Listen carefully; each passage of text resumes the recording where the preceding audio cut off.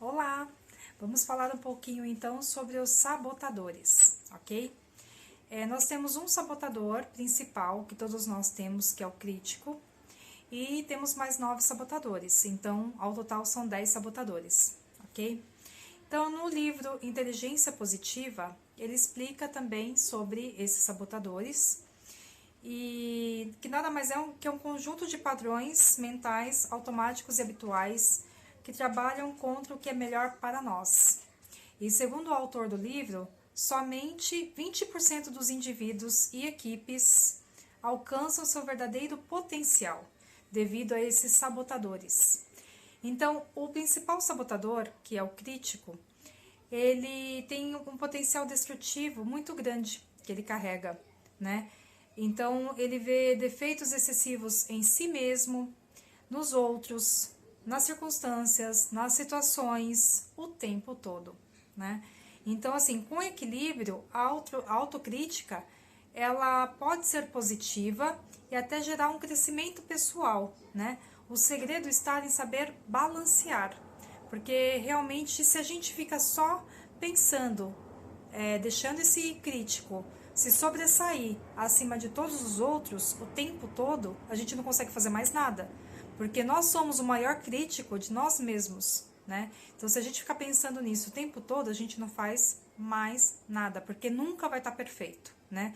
Então, aquela frase, feito é melhor do que perfeito, se encaixa muito bem, porque senão a gente não faz nada, porque nunca vai estar 100% ao nosso agrado, ao agrado das outras pessoas, enfim, né?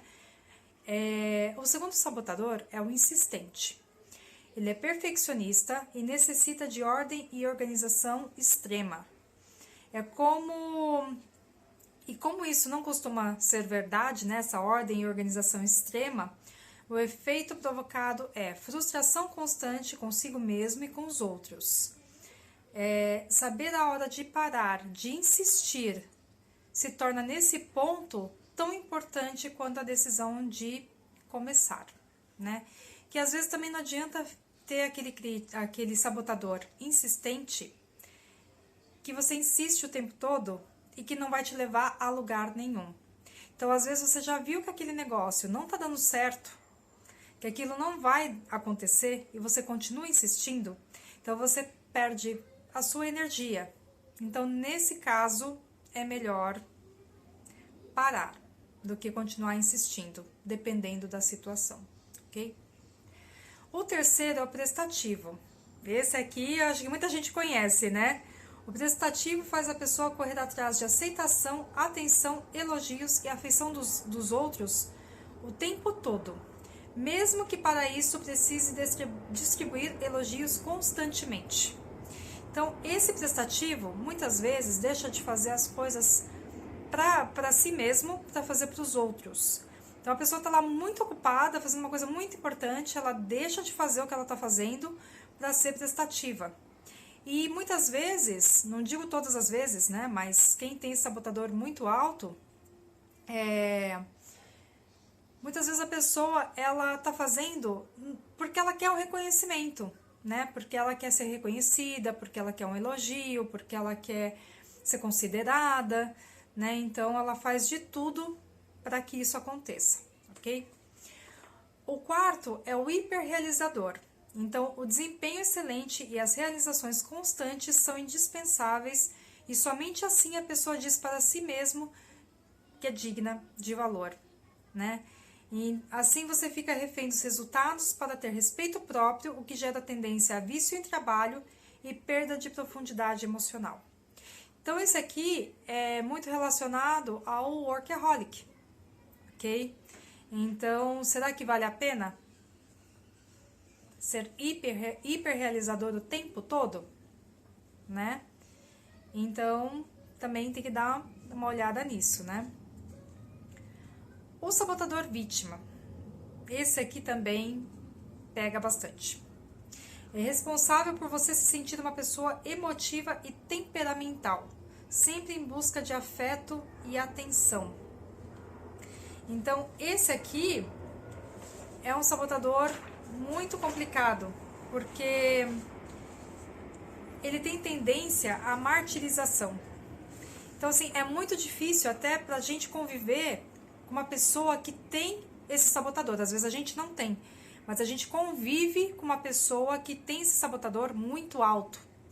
E é muito complicado viver com uma pessoa assim, porque ela fica naquele martírio o tempo todo, né? Ela é uma vítima o tempo todo. Sabe aquela história? Tipo, você fala assim, ai, nossa, eu tô com uma dor de cabeça hoje. Aí essa pessoa chega e fala assim, porque você não viu a dor de cabeça que eu tive ontem. Eu tive uma enxaqueca que, minha nossa, eu achei assim que eu ia desmaiar. Então, assim, pra ela, sempre o dela vai ser pior. A vítima sempre vai potencializar as coisas dela como sendo maiores, né, mais dramáticas. Então, por isso, essa tendência à martirização, né? Então, é bem complicado esse aqui também. O hiperracional. Então, ele pode ser, esse é o sexto, o hiperracional. Ele pode ser visto como uma pessoa fria, distante, intelectualmente arrogante, porque se concentra no processo racional acima de tudo, inclusive nos relacionamentos. Então, esse hiperracional, ele é muito focado no processo, né? Ele é muito racional, ele não tem muito esse lado emocional.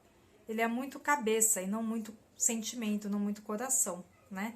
Então, ele, quando intenso, ele limita os relacionamentos com essa flexibilidade, essa profundidade. Ele é mais rápido, ele é mais prático, ele é mais racional, ele não é tão emotivo, ok? O sétimo é o hipervigilante. Esse aqui, ele nunca descansa, né? Nunca descansa, tá sempre alerta, sempre ligado. Então, ele tá constantemente em estado de alerta. Então, isso faz essa pessoa se sentir com ansiedade intensa, né? Achando que tudo vai dar errado. Então, ele tá sempre vigilante, aquela pessoa que não descansa nunca, não desliga nunca, vai dormir, tá preocupada, vai fazer alguma coisa, tá pensando em outra. Então, assim, ela nunca tá no presente, né? Ela tá sempre pensando no futuro. O que vai acontecer? Qual o próximo passo? O que pode dar errado? Então, assim, é um sabotador que não descansa nunca. Então, isso também é bem desgastante para quem tem esse sabotador muito alto. E quando eu falo muito alto, o que é, assim, considerado que seja um ponto de atenção é quando essa nota, quando você faz o teste, ela dá, nesses sabotadores, a partir de 7,5. Então, vai de 0 a 10, né? Então, a partir de 7,5, você já tem que começar a prestar atenção. Tem pessoas que dão 10 quase em tudo, né?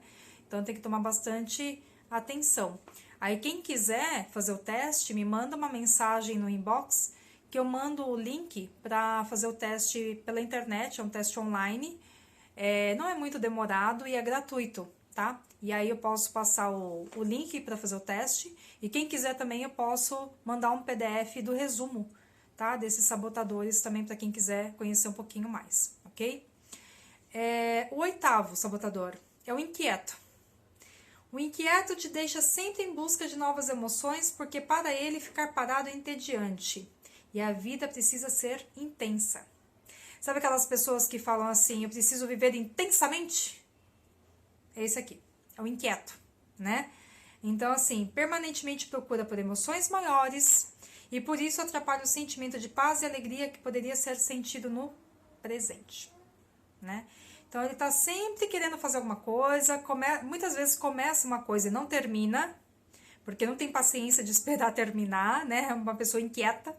Então, ela começa e para, começa e para, começa e para um projeto, alguma coisa, nunca termina, tá sempre em busca de algo mais, de um além, porque aquilo ali não satisfaz, né? Então, a pessoa realmente acaba não tendo esse prazer de viver o presente, né? E acaba vivendo só nessas emoções que são muito curtas, né? A pessoa não aproveita o processo, né? Ela quer aquelas coisas instantâneas, aqueles picos de adrenalina constantes e rápidos, né? Então acaba tendo mais quantidade, mas acaba não sendo um processo muito longo, ok? O nono, o controlador. Esse aqui ele pensa assim, ou eu estou no controle, ou eu estou fora. Então, assim, ele quer controlar tudo, né? Então, ele funciona movido à necessidade de estar no comando e de dirigir as ações das pessoas de acordo com a vontade dele. Isso aqui a gente vê muito nas empresas, né? Nos chefes, né? Não digo nem nos líderes, né? Mas nos chefes, aqueles chefes mais assim. Eles têm geralmente eles costumam ter esse sabotador muito alto. E ele pode até conseguir resultados com a equipe a curto prazo, mas no futuro ele gera um relacionamento ruim com a equipe, né? Porque gera ressentimento nos outros, atrapalha as relações entre os funcionários, né? Impede que o grupo exerça essa sua capacidade plena, porque ele está sempre ali no controle, sempre olhando, sempre corrigindo e sempre querendo que seja do jeito dele, né? Do líder. Então as pessoas acabam não tendo espaço e isso acaba gerando frustração também na equipe, né? Pensando assim por uma empresa, né? Mas isso pode ocorrer também em casa, enfim, nesses processos que a gente tem também com a família no dia a dia, ok? E o último, que é o esquivo, né? O esquivo, ele se concentra no positivo e no prazeroso de forma extrema e evita as tarefas difíceis e desagradáveis, ok? Então, por causa dele, ele vai procrastinar as obrigações e fugir dos conflitos. E eventualmente haverá atraso nas conclusões das coisas. Quem tem esse sabotador aqui? O esquivo, que está sempre se esquivando, sempre achando uma desculpa, sempre achando algum motivo para não fazer as coisas. Esse aqui é o sabotador esquivo, né? Então, assim, ele sempre vai achar uma desculpa. E o que geralmente ocorre, no final das contas, né, é uma explosão de conflitos sufocados que foram deixados de lado. Porque ele vai se esquivando, vai se esquivando, vai se esquivando, só que chega uma hora que tem que fazer, né? E aquilo gera uma sensação de frustração, de sufocamento, de que... E agora? O que eu faço, né? Não vou dar conta de tudo, ok? Então, esse foi um resumo dos sabotadores, né? Que eu falei que são 10 sabotadores. E é isso, espero que vocês tenham gostado e se quiserem o resumo em PDF ou se quiserem o link para fazer o teste, me manda uma mensagem em inbox que eu encaminho para vocês, tá bom?